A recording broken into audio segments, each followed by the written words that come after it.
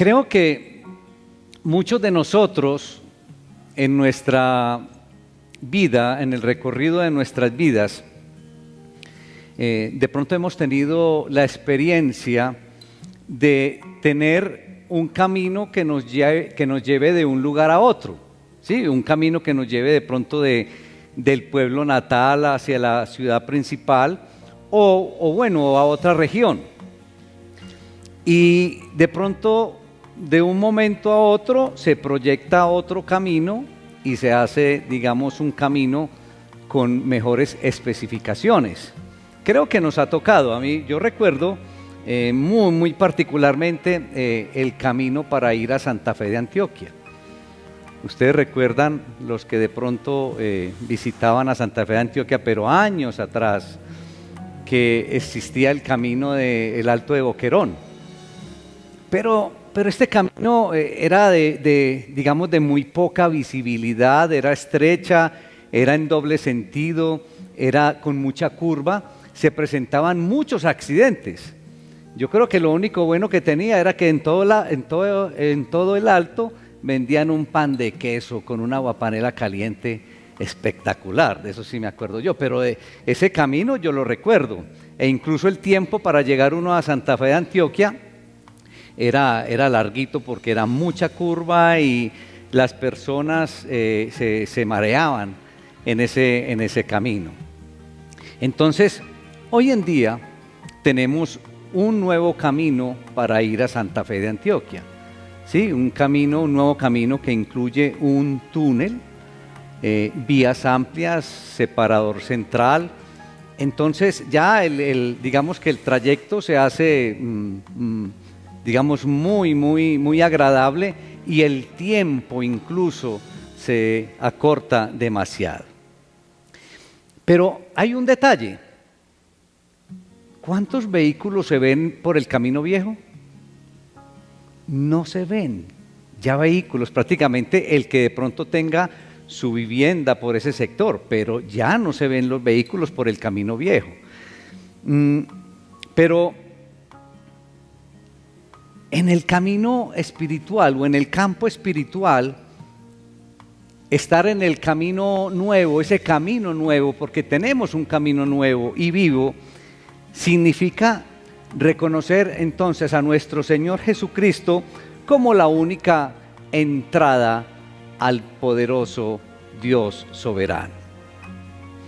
Hay muchas religiones hoy en día, hay muchas sectas y muchas ideologías y muchas filosofías humanas que son los que siguen muchos hombres, pero podríamos decir que son los caminos viejos y los caminos equivocados, porque solamente hay un camino nuevo, solamente hay un camino vivo y solamente hay un camino verdadero. Y ese camino nuevo y verdadero es el camino de nuestro Señor Jesucristo. Y Cristo nos invita a todos a entrar en ese camino. Pero muy especialmente nos invita entonces a permanecer firmes y a estar perseverantes en esa dirección del nuevo camino. Veamos pues entonces cómo hace esta invitación entonces nuestro Señor Jesucristo para que entremos y estemos firmes en ese nuevo camino. Los invito, hermanos, para que vamos a la palabra del Señor, al libro de Hebreos, y continuamos la porción de la palabra que hace unos momentos oramos. Vamos a ubicarnos entonces en el capítulo 10 de Hebreos y vamos a leer a partir del versículo 19. Leo la palabra en el nombre del Padre, del Hijo y del Espíritu Santo. Amén. Así que, hermanos, teniendo libertad para entrar en el lugar santísimo por la sangre de Jesucristo, por el camino nuevo y vivo que Él nos abrió a través del velo, esto es, de su carne, y teniendo un gran sacerdote sobre la casa de Dios, acerquémonos con corazón sincero, en plena certidumbre de fe, purificados los corazones de mala conciencia y lavados los cuerpos con agua pura. Versículo 23. Mantengamos firme, sin fluctuar, la profesión de nuestra esperanza, porque fiel es el que prometió. Vuelvo a leer el versículo 23. Mantengamos firme, sin fluctuar. Otra versión dice sin vacilar, la profesión de nuestra esperanza, porque fiel es el que prometió. Padre, te alabamos, Señor, te damos honra, te damos toda gloria en el poderoso nombre de Cristo Jesús. Padre, gracias por la bendición que nos das, Señor, en esta linda mañana. Qué privilegio, Señor, estar aquí en tu casa de oración. Y nos permites, Señor, reunirnos en fraternidad con el amor que recibimos de ti, Señor, compartiendo estos cánticos, esta alabanza con gozo, con alegría, Señor, manifestándote a través de ellos, Señor, nuestro amor y nuestra gratitud. Permite que tu Espíritu Santo, Señor, esté ministrando en cada uno de nosotros para recibir tu enseñanza, tu palabra, y hacerla viva en cada uno de nosotros en Cristo Jesús. Amén. Amén. Muy bien. La invitación, hermanos, que nos hace el Señor en esta mañana a través de su palabra, Hebreos capítulo 10, creo que la invitación es a que la esperanza del mañana se mantenga firme en cada uno de nosotros. Que la esperanza se mantenga firme. Pero recordemos algo que es bien importante. Recordemos que la disposición del templo en el Antiguo Testamento, se tenía un velo que dividía el lugar santo del lugar santísimo. Y al lugar santísimo solo ingresaba el sumo sacerdote. Y el sumo sacerdote ingresaba y luego salía y podía y manifestaba al pueblo el perdón de los pecados para el pueblo. Y a todo ese ritual se le sumaba el sacrificio de animales. Y digamos de alguna manera que este es el camino viejo que conduce a la presencia de Dios. ¿Estamos de acuerdo? Pero tenemos hoy un nuevo camino que nos conduce a través del velo a la presencia de Dios. El anterior, si nosotros miramos el anterior camino, el camino viejo, en realidad no nos llevó a la presencia de Dios, sino a una, digamos, como a una conciencia más clara de la separación entre adoradores y Dios, puesto que había un mediador, un sumo sacerdote. Pero la perfecta obediencia de Jesús, el perfecto sacrificio de Jesús nos otorgan entonces una nueva base para el acercamiento a Dios. Entonces, como nos dice la palabra, el camino que nos abrió Jesús es un camino nuevo. Es un camino nuevo porque, y además con una característica especial, es que no se envejece, no caduca, nunca desaparece el camino que nos abrió Jesús. En el mismo libro de Hebreos nos dice, nos afirma esto, en el capítulo 8, versículo 13. El camino nuevo de Jesús no caduca, no envejece, no desaparece. Y ese camino que nos abre Jesús es un camino vivo, porque el camino que nos abre Jesús no es una cosa. El camino que nos abre Jesús no es una doctrina.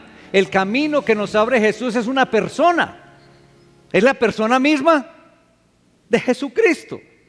Ese es el camino nuevo y vivo en Jesucristo. Él es el camino mismo, como nos lo dice Juan en el capítulo 14, versículo 6. Para acercarnos a Dios entonces, hermanos, ya no son necesarias las reglas, sino que para acercarnos a Dios entonces, ¿qué es lo que tenemos? Una persona. ¿La persona de quién? De Jesucristo. Eso es hermoso. Y esta persona, Jesús, no es una persona del pasado. Es una persona que resucitó y que vive en el presente y que vivirá eternamente y que tiene una vida indestructible, como lo encontramos también en el libro de Hebreos capítulo 7, versículo 16. Y que esa vida que es indestructible, mis hermanos, la comparte con todos nosotros, con todos los seguidores. Gloria al Señor por eso. Así como el pueblo de Israel entró a este lugar santísimo, pero entró de manera simbólica por el sumo sacerdote que lo representaba y que lo describe aquí la palabra. Así nosotros entramos entonces ahora a la verdadera presencia de Dios por nuestra participación con Jesucristo, que es ya nuestro sumo sacerdote. Entonces, nosotros tenemos un privilegio, hermanos. Tenemos muchos privilegios, pero uno de ellos es que Cristo es nuestro gran sumo sacerdote que nos representa. ¿Alguien dice amén por eso? Entonces, además del libre acceso que tenemos y de la total presencia celestial de Dios, tenemos un sumo sacerdote que nos representa y un sumo sacerdote que intercede por cada uno de nosotros. Eso es una maravilla. No solamente nos representa, sino que nos defiende, intercede por nosotros. Creo que el capítulo 7 de Hebreos nos habla ampliamente sobre esto del gran sumo sacerdote, que es Jesús, para con cada uno de nosotros. Cuando uno encuentra en el versículo 21 que tenemos un gran sacerdote, esta frase, gran sacerdote, es la traducción literal de un título hebreo que se aplicaba precisamente al sumo sacerdote. Entonces, miren, si el sumo sacerdote del camino viejo o del tiempo o del antiguo pacto, por decirlo así, es el gran sacerdote en relación con los sacerdotes de aquella época, entonces Cristo hoy es el gran sacerdote en el sentido absoluto, incomparablemente superior a todos los sacerdotes y superior a todos los sumos sacerdotes. Jesús es el más grande. Entonces tenemos un gran sumo sacerdote en la casa de Dios. Pero noten ustedes, ¿y cuál es la casa de Dios? La casa de Dios es su pueblo. La casa de Dios somos nosotros. Nosotros somos la casa de Dios. El autor de Hebreos utilizó esta misma expresión cuando describió la superioridad de Jesús sobre Moisés. Por el capítulo 3 de Hebreos. Entonces, si ahora tenemos un acceso libre a Dios, si ahora tenemos un nuevo camino a Dios, ¿qué debemos hacer? Y nos lo dice el Señor a través de su palabra. Ahora, tenemos un libre acceso y tenemos un nuevo camino. Entonces, ¿qué debemos hacer? Y nos lo dice la palabra. Versículo 22. ¿Qué debemos hacer? ¿Qué debemos hacer? Acerquémonos, hermanos. Tenemos libre acceso y tenemos un nuevo camino. Entonces, ¿qué debemos hacer? Acerquémonos, usémoslo. Usemos ese nuevo camino. Nuestro gran sumo sacerdote ha entrado a la presencia de Dios. ¿Y saben algo? Nos dejó la puerta abierta. Jesús, nuestro gran sumo sacerdote, entró a la presencia del poderoso, del soberano creador y nos dejó la puerta abierta a cada uno de nosotros. Eso no es hermoso. Eso es una maravilla. Miren lo que significa el nuevo camino. Y ese acercarse es una señal de un compañerismo estrecho. Ese acerquémonos, ese acercarse es una señal de una relación íntima, es una señal de un compañerismo, de una unión espiritual. Es esto de nosotros con Él. Ese acercarse significa eso. Acerquémonos, dice la palabra, con corazón sincero a este nuevo camino hacia la presencia de Dios. Eso es una hermosura, hermanos. ¡Qué belleza! Y llegamos al versículo 23, que es el versículo donde me quiero centrar. Porque no solamente nos dice que nos acerquemos, ¿sí?, con un corazón sincero, sino que nos dice también que, en el versículo 23, ¿qué es lo que nos dice? Que nos mantengamos firmes, sin fluctuar, sin vacilar, sin dudas, mis hermanos, porque Dios cumplirá lo que promete. Gloria al Señor.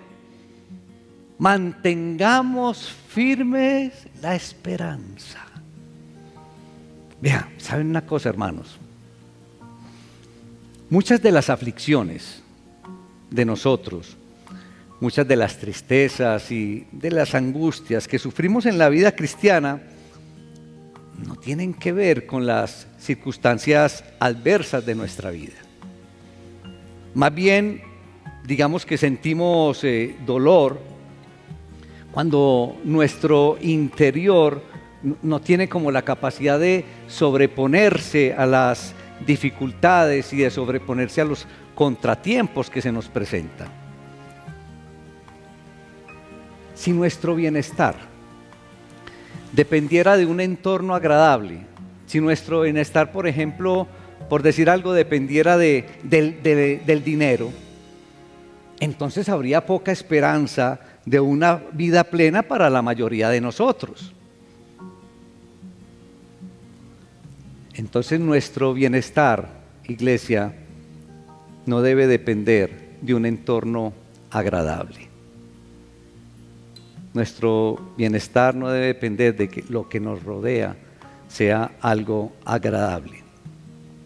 Y este versículo 23 del capítulo 10 de Hebreos nos anima entonces a tener una firmeza interior, para que en aquellos momentos de desesperación, para que en aquellos momentos de dificultad no vacilemos, no dudemos, ni tengamos, digamos, altibajos en la manifestación de la esperanza que alguna vez hicimos.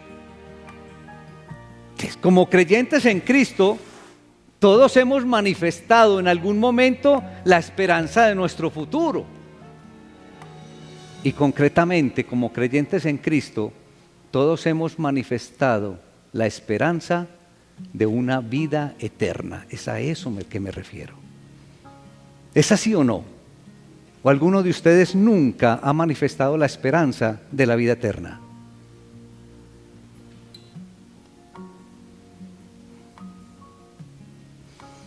Y esa esperanza del futuro, esa esperanza de la vida eterna, hermanitos, es un aspecto crucial en la vida cristiana. Esa esperanza de la vida eterna es algo importantísimo, algo fundamental en la vida cristiana de cada uno de nosotros. Por esto el apóstol Pablo oró a la iglesia de Éfeso para que los ojos de sus corazones fueran iluminados a fin de que supieran cuál es la esperanza de su llamamiento. Eso lo encontramos allá en Efesios capítulo 1, versículo 18.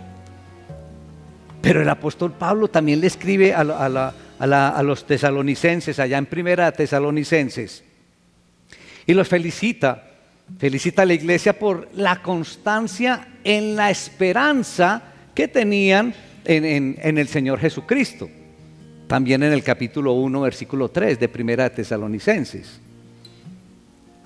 Entonces, la esperanza, esa esperanza en la vida eterna, esa esperanza en el futuro, es lo que anima nuestro corazón. Porque es que trae consigo la promesa de cosas mejores, trae consigo la promesa de una vida mejor. ¿Es así o no, iglesia? Claro que sí. Entonces esa esperanza, mantenerla viva, por eso es tan importante. Sabemos, hermanitos, que se nos ha prometido una vida eterna, pero ¿saben algo? Creo que no estamos muy seguros de qué se trata el asunto. Yo creo que ese es el problema, hermanitos. Entonces, de esta manera, si tener claridad de lo que nos espera, esta esperanza entonces no va a inspirar fortaleza en el corazón de nadie, porque no hay claridad.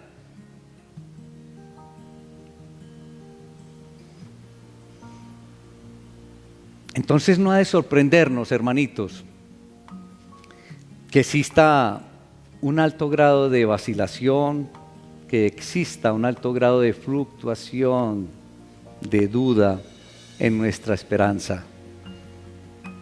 ¿Saben por qué? Porque en muchas ocasiones, con mucha frecuencia, nuestra esperanza depende de las circunstancias y depende de los sentimientos en los diferentes momentos en la vida de cada uno de nosotros.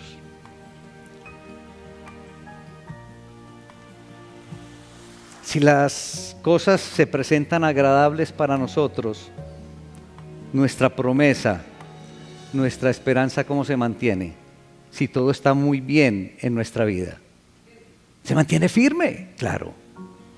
Pero si de pronto estamos en tiempos de crisis, en esos tiempos de problemas, entonces titubeamos entre la esperanza y la desesperanza. Debemos aceptar lo que es así. Estamos dejando que las circunstancias que nos rodean entonces hagan que nuestra esperanza se mantenga firme o que caigamos en desesperanza. Debemos aceptar esto. Pero hay algo importante, hermanitos.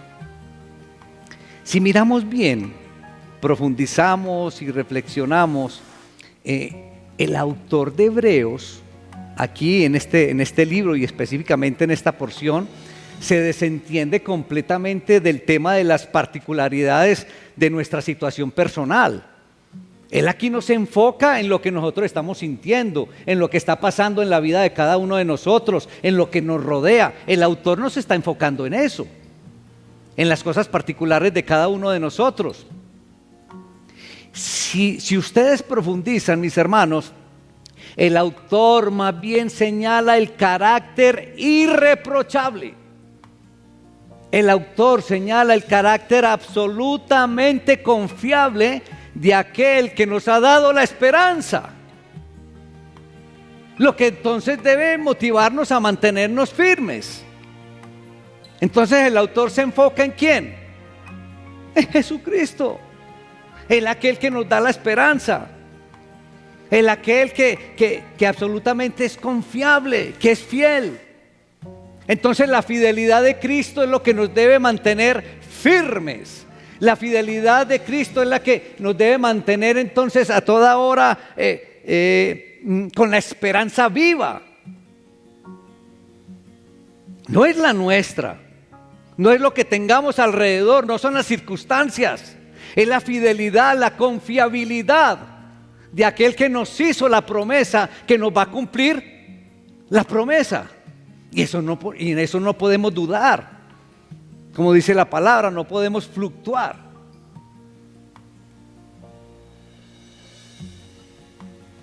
Si Cristo ha prometido una vida plena, hermanitos, si nuestro Señor Jesucristo nos ha prometido una vida abundante para aquellos que creen y haciendo brotar, como dice Él, ríos de agua viva, entonces Él es fiel para producir esto. Él es fiel para darnos esto. Él es fiel para que se cumpla esta promesa. Y creo que es precisamente en este punto en que se derrumba la fe, hermanos. En tiempos de crisis tendemos a cuestionar la bondad de Dios. En tiempos de dificultad tendemos a dudar, a cuestionar la confiabilidad de nuestro guardador y de nuestro cumplidor de promesas. Y dígame que no. Seamos sinceros, cada uno en su interior. En tiempos de crisis dudamos de la confiabilidad, de la bondad de Dios. Ahora, de pronto muchos de ustedes dirán, no, yo me mantengo firme. Y gloria a Dios si eso es verdad. Pero piense solamente en las innumerables circunstancias en el desierto en que los israelitas cuestionaron el carácter de Dios. ¿O no es así? Entonces ellos sí y nosotros no. Entonces miren la reflexión, hermanos, que debemos tener. Y tenemos un ejemplo del pueblo de Israel. ¿Cuántas veces cuestionaron el carácter de Dios? ¿Cuántas veces dudaron de las buenas intenciones de Dios para con ellos? Y esas dudas los llevaron una y otra vez a mirar con nostalgia la vida que llevaban en Egipto. Una vida que llevaban ¿en qué condición? De esclavos. Y cuestionaban al Señor. Nos sacaste, ¿por qué nos sacaste? Al menos teníamos aseguradas las 3 comidas. ¿Y cuándo les falló el Señor? Y las buenas intenciones para el pueblo eran abundantes. Y sin embargo ellos cuestionaban al soberano creador. ¿Saben algo, hermanitos? No es posible definitivamente vivir una relación de intimidad con Dios. No es posible vivir una relación personal con Dios si no tenemos una absoluta certeza de la confiabilidad en la persona de Jesús. Es imposible. Si no tenemos la certeza de la fidelidad de Dios para con nosotros, es imposible tener una relación de intimidad con Dios. O si no, ¿cómo vamos a tener una relación en alguien en donde la confiabilidad y la fidelidad de Él para con nosotros es así? Fluctuante. Es imposible.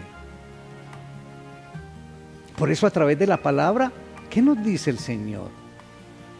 Que debemos mantenernos firmes, sin vacilar, sin fluctuar, sin dudar en la esperanza de lo que nos ha prometido, porque Él es fiel y va a cumplir. Cuando uno va a Proverbios, con razón, el autor de Proverbios animaba: confía en Jehová de todo tu corazón y no te apoyes en tu propia prudencia. Proverbios 3:5. Con razón. ¿Saben una cosa, iglesia? Se los dejo a manera de reflexión. Una de las estrategias que más usa y que no se nos puede olvidar, ojo, una de las estrategias que más usa nuestro enemigo, y quizás una de las estrategias más efectivas de nuestro enemigo Satanás, es la de ponernos a cada uno de nosotros en tela de juicio la bondad de Dios. Esa es una estrategia del enemigo y que le funciona. Ponernos a dudar sobre la fidelidad de Dios para con nosotros. Eso le funciona y le va a funcionar. Y nosotros en muchas ocasiones le caemos en ese juego. Nos pone a dudar respecto a la confiabilidad de nuestro Dios o en nuestro Dios. Pero hermanito y hermanita, el Señor a través de su palabra le está diciendo a usted, hermanito y hermanita, no flaquee, no dude, no vacile de la convicción que lo ha sostenido siempre. No dude de las promesas del soberano creador.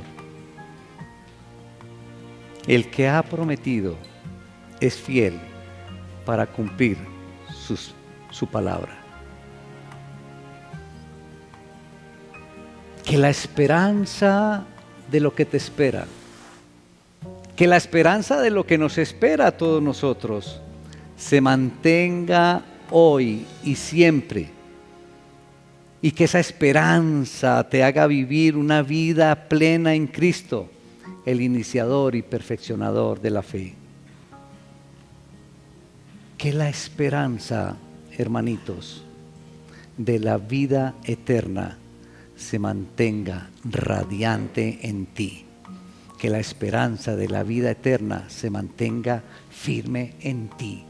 No dudes por nada en la vida de esa esperanza maravillosa, de la vida eterna que nos está esperando a todos nosotros como creyentes. Ninguna circunstancia que nos rodee, ningún problema, nada ni nadie nos debe poner a dudar de la esperanza prometida por nuestro Señor Jesucristo. Padre, te alabamos, Señor. Te damos honra, te damos todo honor en el poderoso nombre de Cristo Jesús. Señor, te pedimos perdón si en ocasiones hemos dudado, Señor, o hemos vacilado en esa esperanza maravillosa, Señor, en esa promesa maravillosa que nos has hecho a todos los que creemos en nuestro Señor Jesucristo.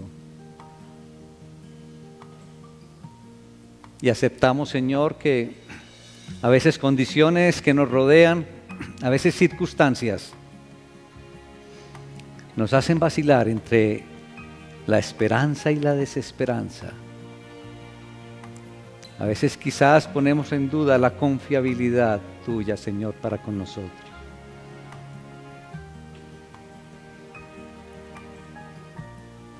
A veces, Señor,